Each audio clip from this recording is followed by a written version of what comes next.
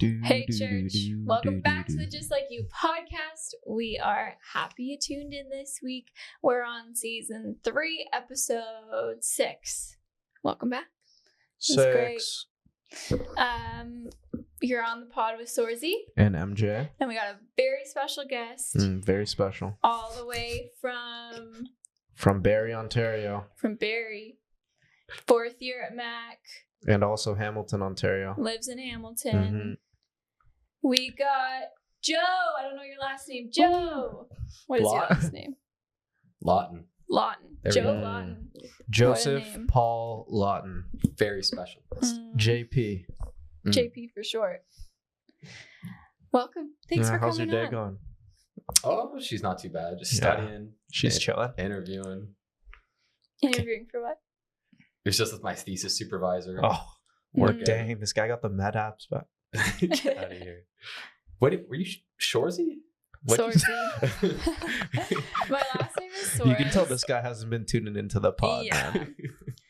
Yeah, it's a name. It's been around for as long as Brennan and I have been together. His Evan Saab came up with it, I think, years ago.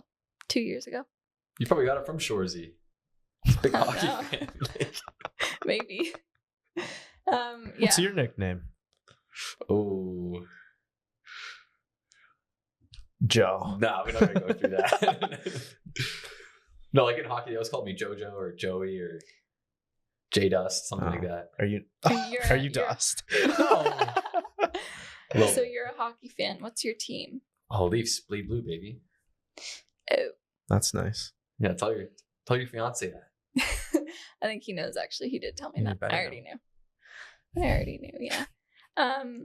He told me to tell you that in order to be on the podcast, you had to wear a Bruins jersey. No. You Ain't would hap- have Did you actually respectfully bring one? declined. No, no one's got one. Oh, he has 4. He Don't wasn't worry. committed. He wasn't committed enough to give us one to give you. I think he's just jealous because he's never been on the podcast. So he just wanted to say that because he was jealous. I'll wear a Bruins jersey now if when he goes on the pod, he wears my Leafs jersey. Oh, My Matty Sunday. Yeah. I don't know if he would. That's an exchange right there. I don't know if he would, to be honest. Yeah. Anyways, welcome. Can you tell us? Well, we got your full name. Tell us your program, your year, how you serve your region, what you like to do in your free time. Give us the scoop.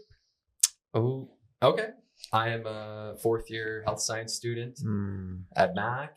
So just finishing up. My free time. Or how do I serve? I serve on the worship team. Prodigy. Bass. Go you play? Guy almost served up the master at I our know, worship Christmas party. The Then old he man got took cooked. me down twice. Yeah, you're right. I play bass. I'm going to be playing electric guitar Cool. and whatever else Rach wants And to put me on. acoustic. And So he'll be on vocals soon. Oh. one-man band. Right there. And then free time, I like to... Oh, I also do Friday night hangouts. Oh, yeah. Cool. It's a lot of cooking there. Awesome. Slept on. Friday night Just hangouts because you slept don't on. go. It is slept on. More people should go. I'm See? plugging it. No, because it's not just me. It's not just me that doesn't go. I'm upset with the lack of engagement. Ooh, Oh, tell It's a the lot pod. of fun. Go to karaoke. facts. That is fun. This semester I've been like twice. Have you? That's up from like the summer and the previous semester where it was like Once. once combined.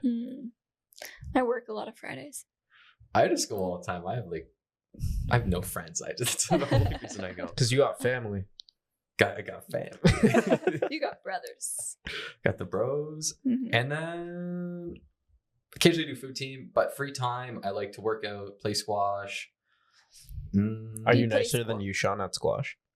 Yushang actually has to play tomorrow. Yeah. Yeah, He just had a match with PK. I don't think PK. Can you hear me? PK, Yeah, did you PK win? can hear. PK is on the mic. Oh, PK lost In to the you, back. Sean. PK, Oh. you should come. I'm giving out free lessons. Oh, this guy. He's giving out free Max lessons because squash PK courts? lost. That's why you told PK to pull up. PK, I'll give you the friend discount.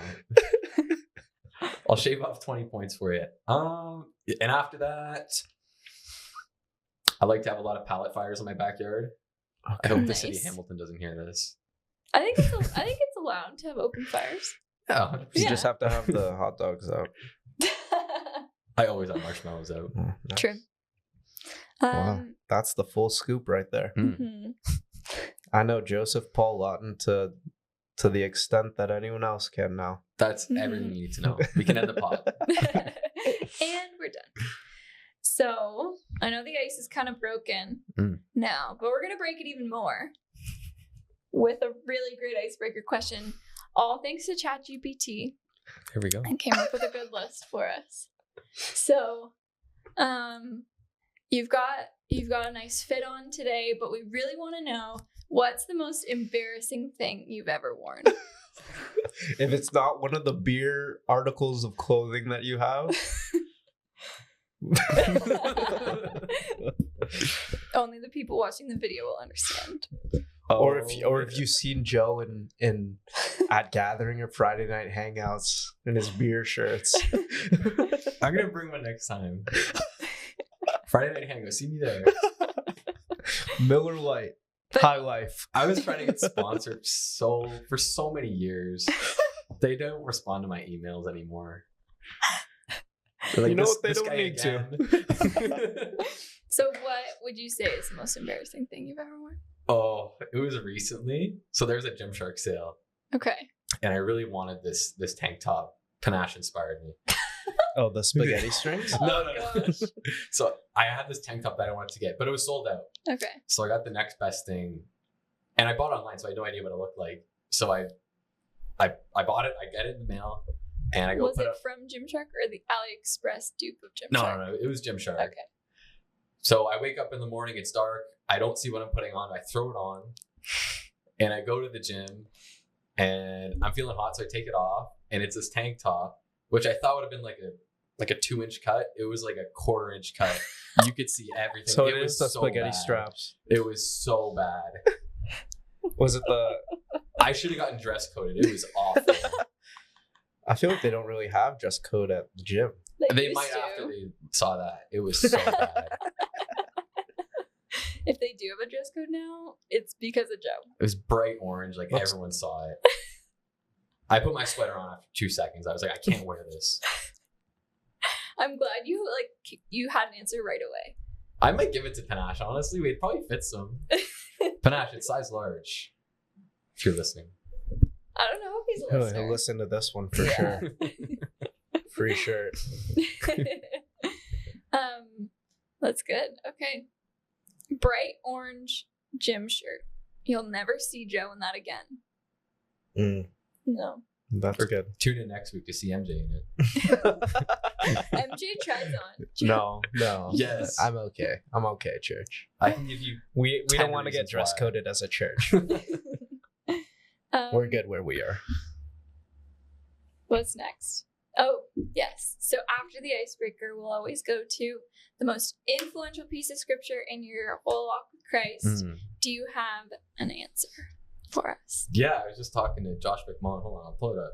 Pull it I up. should be able to. You don't memorize got it off the dome? Well, let's see if you can recite. It's Job 121. Mm. Okay. It says, and said, naked came I out of my mother's womb, and naked shall I return. The Lord giveth, and the Lord taketh. That was it. That's my favorite one. I could have dropped that one off the dome. I didn't But want to you mess did up. I'm nervous. Yeah. That's a good choice. I feel like you could easily take it at face value. Like the Lord gives and the Lord takes. You could just think about it. Lord Mm. creates life, takes life. You could just go along your day. Mm-hmm. But I feel like you could take it a step further and think we essentially come from nothing, believe is nothing, end of story. Mm-hmm. But there's so much time in between then. And I think what Job is trying to say, like in the context of that verse, is that there's so much meaningless time, you may as well devote it to God and getting closer to that ideal of Jesus. Mm. That's what I take away from it. Anyways, Mm-hmm. That's dope. That's good. Wow. that was my deep thought for the day. Wow. That was Yeah, a good thanks deep for- thought. Thanks for blessing us. Yeah. Mm. That's great. So let's learn a little bit more about you and your story. anyone who was at the baptism service a few weeks ago would have seen you got baptized recently. And which was is your birthday? When's my birthday? December 30th. No. When did you get baptized? I think it was November 18th or 17th or something like that. Yeah. Okay. Recently. That's what I thought too. Yeah. That sounds about right. Yeah. It's which is great. Congratulations. We're so happy for you. And so anyone who was there probably heard a bit of your story, but we're gonna go into it even more today, which is great. Super excited. Let's rewind the tapes a bit. Let's take it back to your childhood. Tell us about your family, beliefs growing up, experience growing up, and then we'll get it going. Yeah, like she's nothing too special. Grew up. She's all right. Like I grew up in Newmarket. I thought it was Barry. No, I live in Barrie now. Oh, okay. I actually live close to Caleb and Rach. Where they grew up? Yeah, we went to. I didn't even know we went to the same church for several years. No way. Just never like wouldn't have known them because I think she's like 8 years or 10 years older than me, something like that. So I never would have known them. Rach? Oh wait, no. Caleb. Maybe. Sorry, no, she's 3 years older than me. My bad. I messed that up. Sorry, Rach. She's just so authoritative. She seems. That's so funny. I'm off the schedule next week. For those of you who don't know, one of the things Joe said during his testimony sharing at his baptism was he's like, yeah, I was so scared of Rach Graham, but then she put me on worship and then I wasn't as afraid to talk to her. That was like the Sparks Note version of it. I could see that. So you grew up in Newmarket. Like I was probably like the only Indian dude in all of Newmarket. Because you're half. Yeah. Yeah, okay. So I grew up like a good old Canadian kid, played hockey, played sports. But I grew up in a fairly non-Christian household. Like my mom was fairly Christian, but she didn't bother dragging us out to church. My dad just wasn't a big fan, at least. Would she just go by herself? Sometimes she would try to bring us to Sunday school, but eventually like my dad was just uninterested and we just didn't really enjoy it. I don't even think my mom really enjoyed going. We didn't have a great community there. Like, not that there wasn't a great community there, just we weren't connected or made up with anybody at the moment there. Yeah. So I grew up pretty chill, didn't really have a huge knowledge or baseline foundation of God and Christianity. And I remember, I think it was grade 10 or grade 9 where I had my first biology class and you hear everything about like chemicals and hormones and signals and whatnot. I thought, I have life figured out. The universe functions according to Newton's 3 laws. Okay, I'm done. Life's meaningless, essentially. Wow.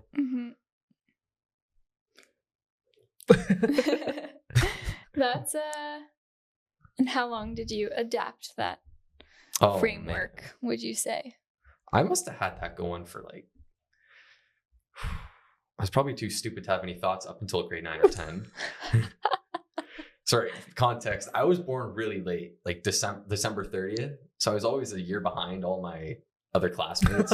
And for a solid 7 years of my life, I think the teachers thought I was actually slow.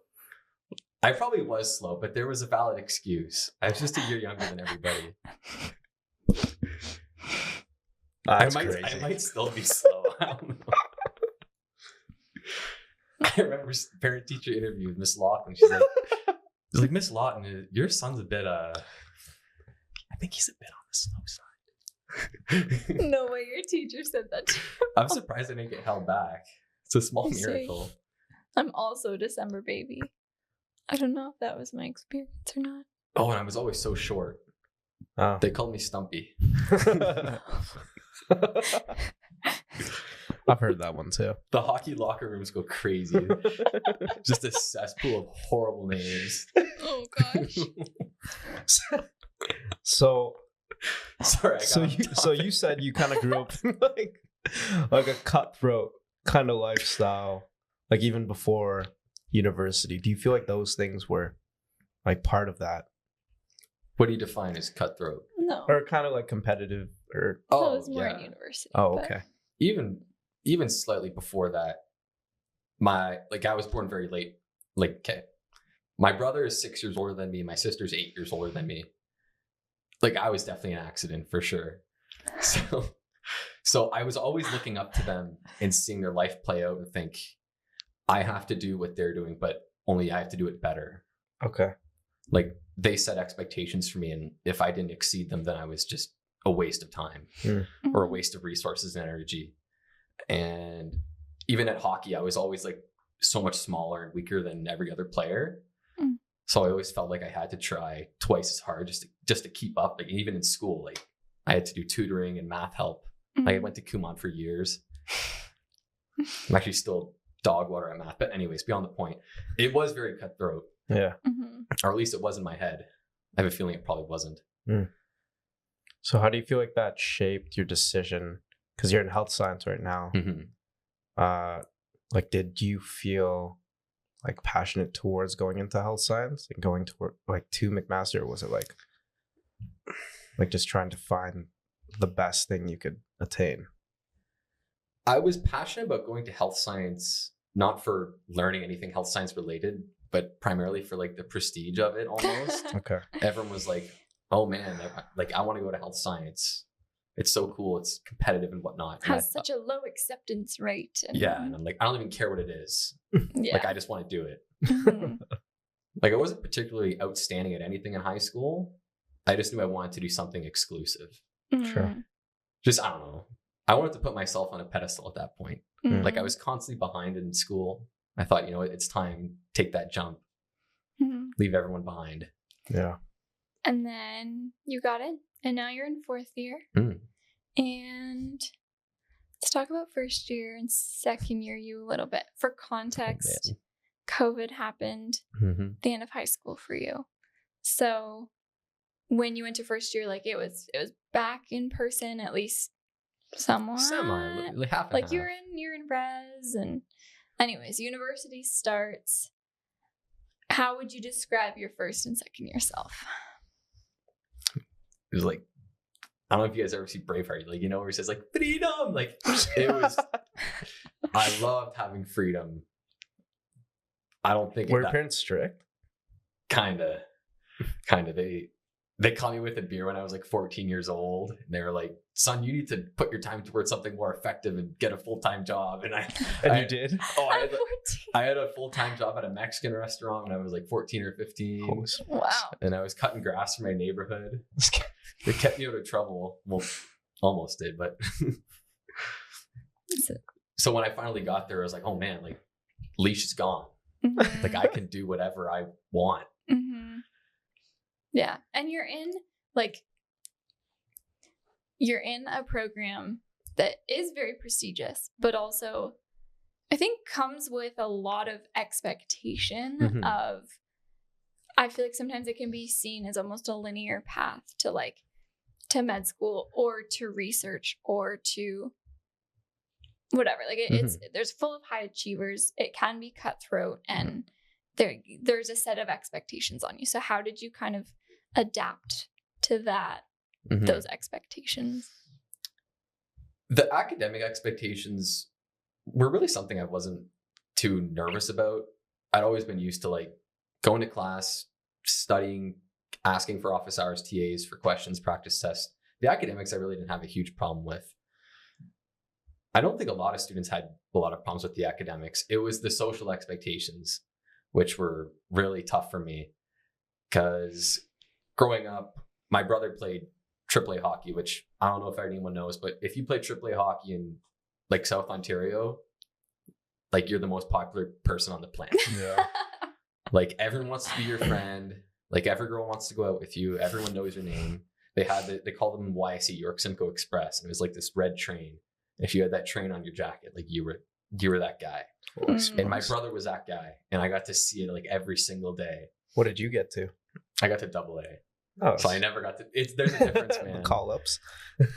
I wasn't even a call up, but I was never that good. And I never had that popularity or that validation from other people. Mhm. And I was just too stupid at the moment to really crave it in first year. And I felt that was my opportunity. It's fresh start. Like I can define myself in a completely new way. And to conform to those social expectations like you see in like American Pie or any of those old 90s university movies. You're like, okay, well, what does that mean? That means I have to go out on the weekends. I got to party hard, do a bunch of this degenerate stuff. And to me, that was the real challenge of university. Yeah. Which I feel like a lot of people fall into. It's not something that's out of norm because it's just culturally been like set. 100%. And especially like the leash is off. Like you can do anything. Should you? No. Can you? Kind of, yeah. Well, yeah. And it's like when you have that plus all the questions of like, who am I? Who do I want to be? What do I want to do? I think it can lead you to like experiment in multiple ways. Oh yeah. Trying a bunch of different stuff. Even trying it like, who do I want to be? Like, do I want to be like, what do I want to be known as? Like, what do I want my like character to come across as? And yeah, who do I want to be known? What do I want to be known for in class and outside? And yeah. I remember you saying when we talked earlier that in a program such as yours, and that's cutthroat and there's a lot of competition and everything like that, that sometimes things can be transactional and superficial. Oh, yeah. Can you speak to that a little bit? I feel like in the health sciences, it's like a very like open market approach where everyone is trying to get to the same spot in med school. Like everyone's trying to get to that same spot. And to do that, you need all these things. You don't just need good grades. You need good volunteering opportunities. You need good research. You need to know the right people, the right professors and whatnot. You need all these things. And I feel like what a lot of people do is they think of conversations as commodities to acquire these things. And it sounds ridiculous when I say it, but I honestly feel that's a very accurate representation of what it is. So you'd go about conversation with people asking them, so like, what are you doing this summer? Just regular conversation topic. But that's a very like calculated conversation topic in my program. They're like, well, what lab are you working in? Like, are you in Toronto? Are you at McMaster? Like, are you at Queen's? Like, did you get interviews? And every conversation is like, what can I learn about this person? Like, how can I one-up them? Or how can I like compare, like put them down sort of thing? I don't even think people realize it, but yeah. Yeah, totally. It's brutal. Yeah. But like, I was that guy. I was like this poor guy. Your three questions. What lab are you in? Oh, okay, cool. I'm over here. Oh, your mom died? Oh, wait, what volunteering do you do?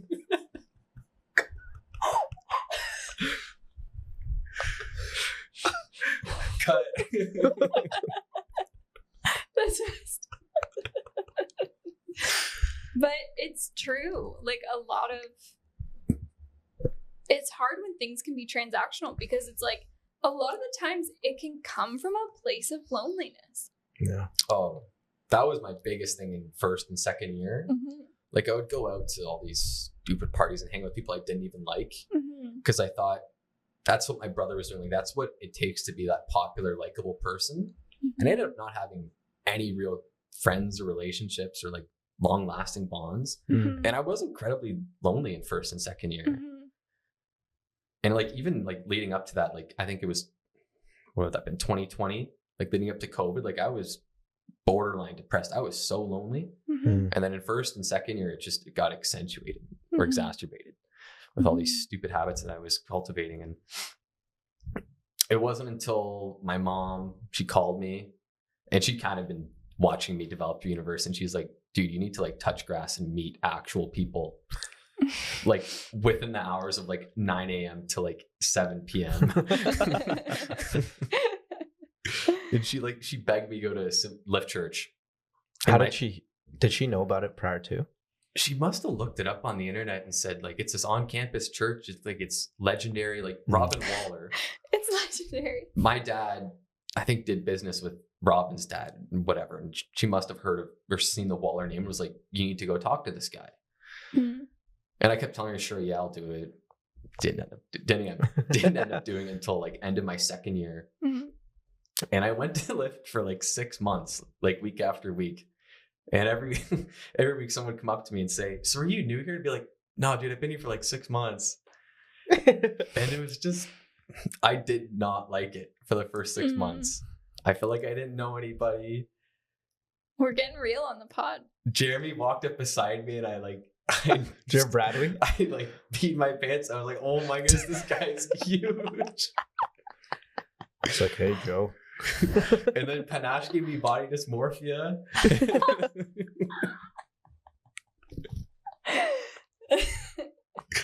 And I'm like, I don't like anybody here. And then The- eventually you got connected to a simple church. The glare off Dan's head, it hit me. It showed me the That's light. crazy.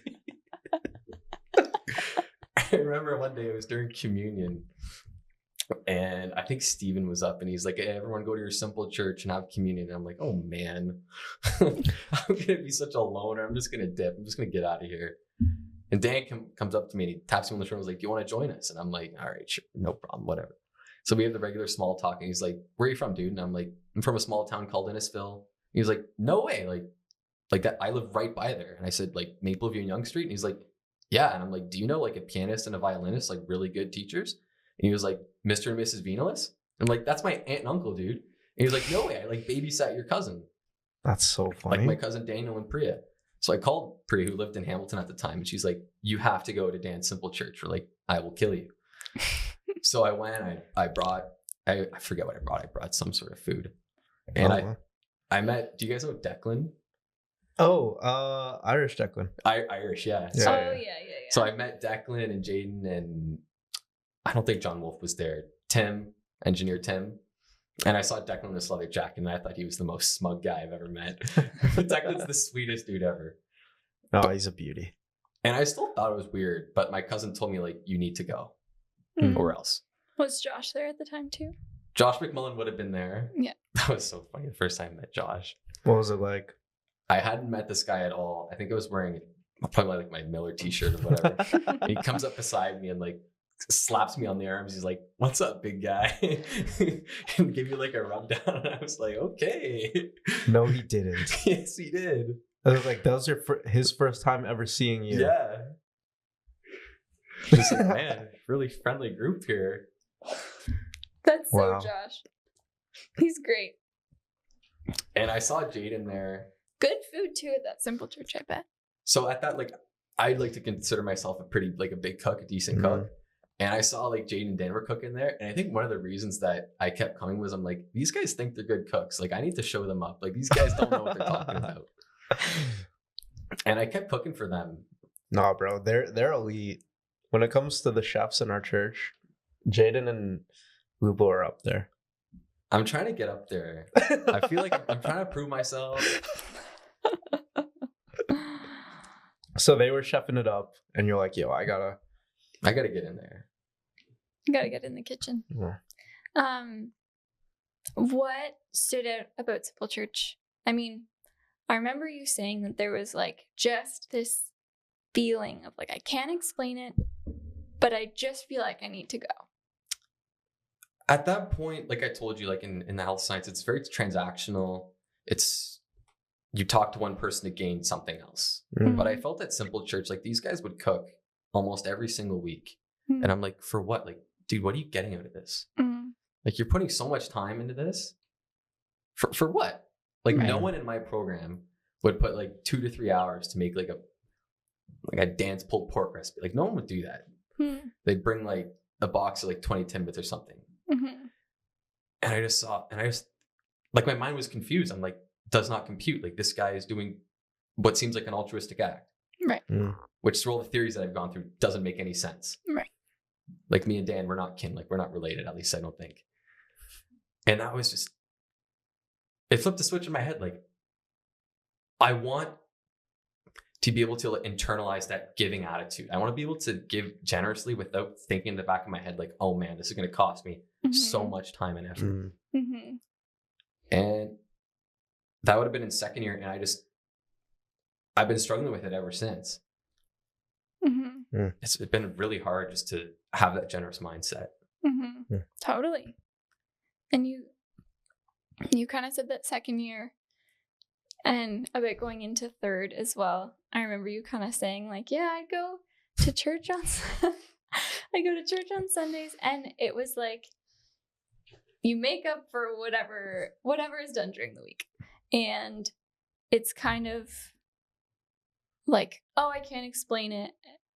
I feel like I should go. I don't, like, at that point, could you conceptualize like your beliefs changing at that point? Like from what you had known from like all the way going back to grade 10 or grade 9, whatever. And you're thinking like there's nothing to life. Like there's no meaning, all this stuff. Like, could you feel at that point that like, okay, things were changing, like gears were turning? Things were definitely changing. It all happened throughout like my third year and like into that summer where like you're right, like I would go to simple church and gathering on the weekends, and then I would just do the most degenerate stuff during the week because I thought, you know, it cancels out like positive, negative, like it nets out to zero. That's funny. But it wasn't until it was this past summer. It was Jaden and Erica's wedding. Where I was invited. I didn't think much of it. And I went there and I set up chairs with Jonathan Hayes. And the ceremony went through, and then we got to dinner. And it was just one of the most like surreal moments where I'm like, this is what like a Christian relationship and like life is devoted to. There were so many just generous and giving people around the table. And it was just so effortless how everyone came together and made such a unique marriage. Like, it was such a unique wedding. Christian weddings in general. Like my sister's wedding, like you wouldn't have a bunch of random people setting up chairs and bringing food for potluck or like midnight. Remember that midnight snack or 10 p.m. snack table? I'm like, that wouldn't happen. It was just so effortless for them. And I just wanted to internalize that mindset. And at that point, that's when I realized I wanted to take this Christianity thing seriously. I wanted to devote my life to God, but at the exact same time, I was still doing these stupid things. I was in a pretty long relationship at that point, and like in a non-Christian relationship. And I talked to Jaden and I told him I want to take my faith seriously. I want to like become a simple church apprentice. Like I want to start serving. And he asked me the questions. He's like, do you believe in Jesus, that he died, rose again? And I said, yeah, totally, 100%. I have no problem with that. And he said, he kind of called me out and he told me, Joe, if you're going to take on leadership and give back to the community, like you need to be able to set a good example for like the boys in your simple church. And he said, do you think you're setting a good example right now? And I said, yeah, like I come to gathering every now and then. I look decent. Like I'm a pretty good cook. Like, why not, man? And okay, among other things. And he called me out on this non-Christian relationship. And he basically said, how can you tell the boys in your simple church to live a Christian life and obey God and submit to him when you're not even submitting yourself? And yeah, we'll come back to this point for sure in a couple minutes. And I just want, going off of this same timeline, at the same time as Jaden and Erica got married was right around also you saw Josh get baptized. And I remember you talking about that being a pivotal part of your faith and seeing his journey and how it kind of mirrored yours in a way. And I just wanted you to speak to that, and then we'll come back to Jaden. Yeah. So Josh, the guy, Josh McMullen, everyone listening. The guy who gave you that very warm welcome. Oh yeah. Very comforting dude. Me and Josh started at we're very different people, but we started at a very similar starting point. Like we were both curious about God. I'd say he was a bit more curious than I was at the start. But we both started at Simple Church and developed this relationship where we both kind of had like this dual life where we were interested in God. We wanted to move forward with it, but we always went back to these common conventional vices at university. Yeah. And in a way, I felt that this relationship that I was cultivating with Josh was a way for God to use Josh as a vessel for me, like to show me what I need to do and how to do it. And I'm convinced to this day that God does speak to me through Josh. It's kind of an interesting way how I can't explain how that happens, but he started changing. He cut out those just bad habits in his life. He started doing daily devos, started praying. He started being more vocal in simple church. And I looked at that and I thought, me and Josh were pretty similar in age. Like, why can't I do what he's doing? Why can't I put in the same effort and internalize the beliefs that he has going?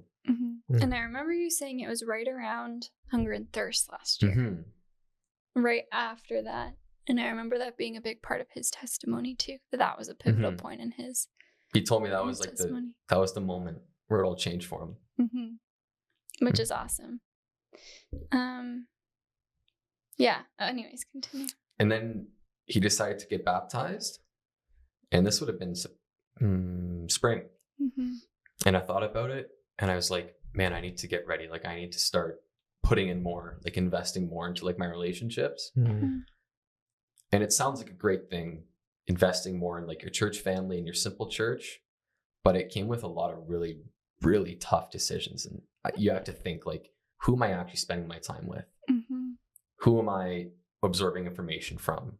What am I absorbing information from? What am I putting my efforts into?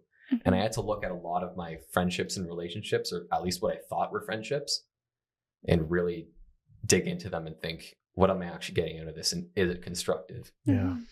Like, not even with regards to Christianity, but like, are these good people to be hanging around? I forget, Jordan Peterson says something. He's like, there's givers, there's abusers.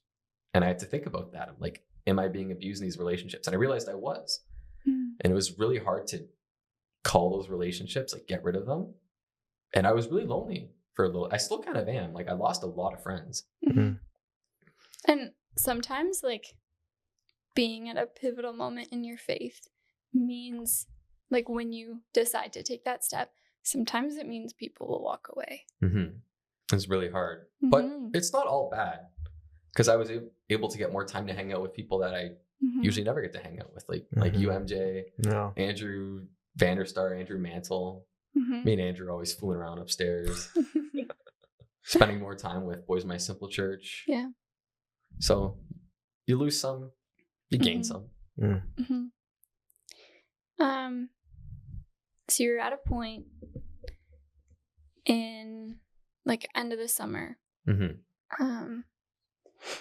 where you're like, okay, I'm ready. I'm eager. I want to take these steps. Did you feel like, but then it's almost like you kind of felt like there was still this, like, a chain that needed to be broken. And then Jaden kind of calls you out. Jaden called me out. I remember Josh was telling, Josh told me to fix it like 3 months ago. And I said, don't worry about it. Like, I got it. And I just never did it. It was it was my last relationship, and it was just so hard. Because it's when you're in a comfortable spot, it's so hard to like lose that. And Jaden called me out, and he's like, if you want to take this step in leadership, you have to be able to set a good example, not just for the guys at your own simple church, but like, look in the mirror and think, am I actually living a Christian life? Am I devoting my life to God? And that was huge. And it was really hard, but I had to cut it off. And I felt like after that, the path that I've been praying for so long, that I was like battling with God with, I was like, show me this path. I realized, like, it was right in front of me the whole time. I always wanted to be a simple church apprentice. And I felt now I was ready to set that positive example. And another thing was, I always wanted to do worship. And I remember I came to a couple of practices during the summer, and I was like, man, I don't think I got it. Like, man, I don't know who this Rach girl is, but I don't think she likes me. And one day I got a message from Rach, and it's like, Joe, like, you're on this Sunday. I think it was like Tuesday. And I'm like, what do you mean? Like, Huh? I think I was on with you, MJ. If I was on with Dan Wilding, I think I would have had a stroke. He's so cool. I'm like, and then there's just me. No, you're approachable. You're yeah, more, okay. Yeah. Yeah, you were playing bass. And I was playing bass, and it wasn't something I was comfortable with until I finally did, until like I got that nudge. Mhm. And now like a few things give me a lot of joy in life right now, like with exams and interviews and meetings. But one thing I actually love to do is like play worship. Yeah. Mhm. Like whenever I miss a note, like I honestly can't help myself but laugh when I'm up there. I have a really fun time when I'm up there. Good. Man, it's fun. That's awesome. It is a lot of fun. Mhm. And I think, like, thinking about the conversation that Jaden had with you, that was pivotal. As Mhm. hard as it was, as hard as it is to hear, that something needs to change. It's really a testament to the closeness of Mhm. your relationship, and a testament to, like, you have to get to a point where people in your simple church and people that you're close to can see into your life, Mhm. because they can't speak into your life until they see into your life. And that takes time and that takes trust Mhm. in a relationship. But, and like, as hard as it is to hear being challenged and being like, it's really just being called out of love to live a life set apart. Yeah. And like, what was the processing after that conversation of like, okay, I know that they love me and they're calling me out. I'm hurt, but I know what they're saying is true. What? Yeah. I remember when I heard it, I was like, damn, Jaden. Like, You didn't have to say that. tell me how you really feel, man. Like, it was harsh. I was like, ooh, I've been messing up. Mhm. But it's something I knew I needed to do. Yeah. Mhm. And I feel like it does show the level of closeness and trust that Jaden had in me. Mhm. There's a lot of people that I feel, usually people surround themselves with a lot of yes people. People that will Mhm. tell them what they want to hear. And I really value the people that will tell you something they don't want to hear. Like, yeah, like, Joe, you need to clean up your act. Like, Mrs. Lawton, your son is stupid. Like, stuff like that. Like, I really value those opinions. So if I'm ever like screwing up on like worship, just like, You want me to call you just out? call me out, like, Joe, you suck, or something like that. Yeah, okay. Joe, you missed Maybe the in a note. more positive way. Yeah. But it's hard to get those relationships to build that trust. Mhm. And it's especially hard to like know when you built that trust where you can actually call someone Mhm. out, because some people might not take it well. And it comes with the, like, almost the ability to let go of the control of how the other person's going to react, because you can't control that. Mhm. And Jaden, like, after he said that, you might have stepped away from that relationship. Like, it could have Mhm. been too hard to hear that, like, you're really hurt and you step away, and like, that's something that is a possibility. But also for Jaden, like, in those trusting relationships, like, part of loving someone and doing life with someone is not just wanting you to be happy, but wanting you to be holy, and saying like, it's okay if our relationship like changes for a little while Mhm. because I said something you didn't want to hear, and like, you have to process it for a bit. Mhm. Yeah. But then some things changed. Everything changed. Yeah. I got more involved. I feel like I didn't know like 95% of the people at Lyft. Mhm. I started meeting new people. Well, I met all the worship people. Then we had the worship Christmas party. Ate like an unhealthy amount of food. It was, and I'm like, I never would have met or built any of those relationships. Yeah. Mhm. It's crazy to, and I feel like I tell this to a lot of like new guys that I meet when they're trying to make connections, is like, you meet so many people and you get so quickly into deep relationships when you start to serve. Mhm. Like worship for me, like I think the amount of people I was friends with in our church, I grew like exponentially from that. Oh yeah. Like Dan Mhm. Wilding and Mark, like, yeah, I don't think I would have been friends had I not had the like relation to them through the worship team. Yeah. Mhm. Like I probably wouldn't have been on this podcast if I wasn't on worship. Well, yeah, I kind of just asked you. Yeah, like there was some like PK or like Andrew Vanderstar is a guy I've been getting really close with. He's giving me like guitar lessons. It's like I never would have even known who that was. Yeah, it's crazy. Yeah. And the thing is, like, there's so many other teams that I'm not a part of, and I feel like I'm missing out almost. But like, you can't do everything, but you can try. You can try. So you started apprenticing just this past term. Yeah. Was it? And that was before you got baptized?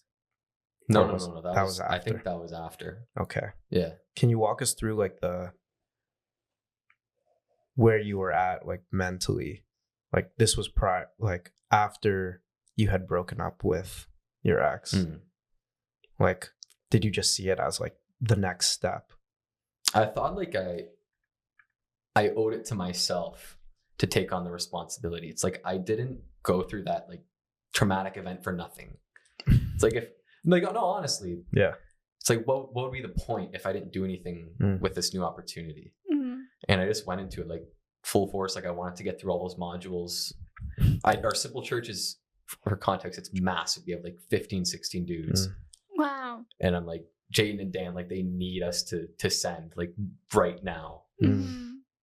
And it's like, That's awesome. I knew they might have had expectations on me. And it's like, I needed to fulfill them. Like take that ownership. Mm-hmm. Like I needed to take responsibility because. And you were also like, you felt like you were ready for that. Yeah. Yeah. I felt I owed it to myself. And that there were just some guys in our simple church that, given the size, they didn't have a voice really. Like there's just so many people in there, they didn't have a chance to talk. And I'm like, we need to do this now. Yeah. Because like there's guys here that, you know, they might not be able to build those relationships with like leadership like Dan or Jaden or John. So that was my mind going into it. It's like, need to get this done right now. Oh, that's encouraging. That's great. I feel like I love hearing the stories of people who have just gotten baptized and then seeing like the blessings and the seasons that have come with like what led right up to baptism and then like the blessings after. It's cool to hear. Yeah. That's awesome. Yeah. Well, this has been a long episode. We get our timestamps and we're at 45 minutes, which is great. It's been a great story. We kind of like to finish our episodes off with the question of, if you had a guy in your simple church, and now that you're apprenticing, if you had a young guy, maybe a guy in first year or second year, and he has a story that really reminds you of yourself in those seasons, and he asks you for advice, what would you say? Fix up. I feel like there's so many young guys in their first or second year who were probably like me, probably felt the need to like conform to university standards. Yeah, I was. Go out and party and do all those unmentionable things. And I just want them to know that there's opportunities on campus, like and at Lyft, that you can use and leverage to not conform. Like you can go to Friday night hangouts. You don't have to go out to the bar. There are people here who you can build lasting relationships with. And when you spend your time in those weird university settings where you might not be comfortable, but you feel like you just need to because you'll miss out, I want you to just ask one of the older guys in your simple church and ask him if you regretted doing that. Because I still regret that. I regret not coming to Lyft 3 years ago. Totally. It's the stupidest decision I ever made. But then the best when you showed up. Yeah. And the Lord's just going to use those times to help the next set of first and second year guys that come in. But yeah, it is definitely like, oh, I'm in fourth year. I could have been here so long ago, but that's okay. You're here now. And I'm almost done. Yeah, that's awesome. But who knows where I'll end up? Yeah. Might end up here, might end up with you. Yeah, we'll see. Yeah, that'd be lit. We talked about it. That'd be so sick. Can we pray for you? Yeah. Anything in particular in this season? Probably that. Direction. Hopefully God leads me in the right place. Hopefully McMaster. Mm-hmm. God will provide. You got it. Okay, I got it. Dear Lord, thank you for today. Thank you for this episode, and thank you for the space here physically that we have to record these episodes and put them on the internet. And Lord, we don't know who they're going to impact, but I pray that we just keep it in the palm of your hands and that it would reach who you have for it to reach. Lord, thank you for Joe. Thank you for his story, and thank you for your faithfulness. Thank you that you were there all along and you've been calling him and calling him. Thank you for his response, and thank you for, thank you for your call in his life. Thank you for your love that's been apparent the whole time. Thank you for Joe's baptism, that he just recently got baptized and got to be so surrounded by brothers and sisters when he did. And sometimes after that season, Lord, can come more questions or come temptations. Lord, I pray that in this season that he would just be surrounded by people that encourage him, that lift him up, Lord. He's in 4th year. He's in a season of not knowing what the future is going to hold. And I pray that he would put his future in the palm of your hands. You've already written his story. You're the author of life. You're the creator and the sustainer of life. And I pray that he would know that his life is in your hands and that you work for the good of those that love you. You have good plans for him. And I pray that that would be a comfort in the stressful times, in the interviews that come, and in the planning that comes with the future, Lord. I pray that he would know that he's just wrapped in the arms of his Father through all of this, and that could be, just a comfort. He can point, his direction can be your will, and I pray that you would unveil that to him as the time comes, Lord. And thank you for his story and all the people it's going to reach. And I pray all these things in your name. Amen. Amen. Okay. It's been a good episode. And we'll catch you next time on the pod. Thanks for coming in, Joe. Bye, Joe. Thanks again. See you guys. This is your time. You wanted to say the outro. Peace on the streets. Bye.